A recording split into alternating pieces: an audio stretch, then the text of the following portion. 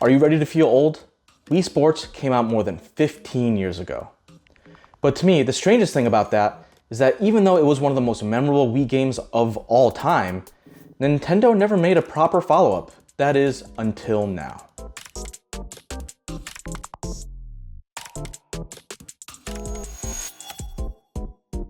I got a chance to check out Nintendo Switch Sports ahead of its official release on April 29th, and I'm so glad it's back.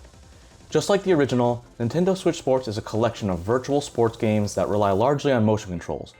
In other words, it's a game best played standing up, ideally with a bunch of friends or family members. Returning from the original game are tennis and bowling, which are as fun as ever, and like all of the included sports, supports both online and local play. And for kids who might not have been around for the first Wii Sports craze, they're a great way to introduce motion controls. But for me, the real stars are the 4 new additions: soccer, volleyball, badminton, and Chambara. In volleyball, there are different gestures for things like bumping, setting, and blocking, and the ability to play full 2v2 matches locally is a surefire formula for instant fun. The gestures felt surprisingly natural once I got the hang of the timing, to the point where I was having flashbacks about gym class in high school. Just don't forget to use your Joy-Con's wrist wraps, because no one wants to see a controller-shaped crack on their big screen TV after an unfortunate spike. Soccer takes a slightly different approach because, at least for now, it relies on controller inputs rather than wildly flailing around, which means it plays more like Rocket League than actual soccer. There's even a jumping headbutt command that can be difficult to land, but is extremely satisfying when you do. That said, in shootout mode, you can attach a Joy-Con to your leg using Nintendo's leg strap accessory, which comes included in the $50 physical version of the game, but is also available separately for $10 if you opt for the $40 digital edition. It's also the same strap that comes with Ring Fit Adventure, so if you already have one of those, you don't need to buy another.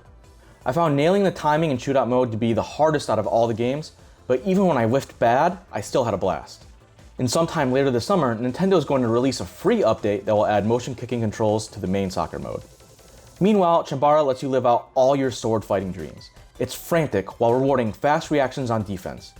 You can hold your Joy-Con vertically, horizontally, or diagonally to block incoming strikes.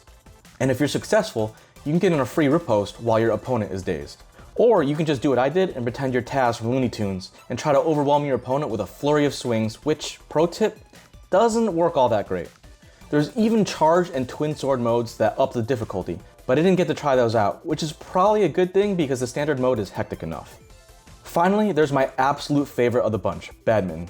It feels twice as fast as tennis, and even though I only played one match, it might have been the most fun workout I've had in weeks.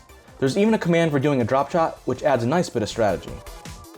For those thinking about becoming Switch Sports pros, there's even an online competitive mode that lets you rank up as you develop your skills. And in the fall, Nintendo's going to push out a second free update that brings golf back to the mix as well. Honestly, Switch Sports is so engaging that I really wonder why Nintendo never made something like this back at the Switch's launch in 2017. Look, 1-2 Switch was fine, but it was more of a tech demo, and it didn't really have the replayability or the pick up and play appeal that Wii Sports had all those years ago. But no matter, we're finally getting a proper follow-up, and from what I've played so far, this one's going to be even better than the original.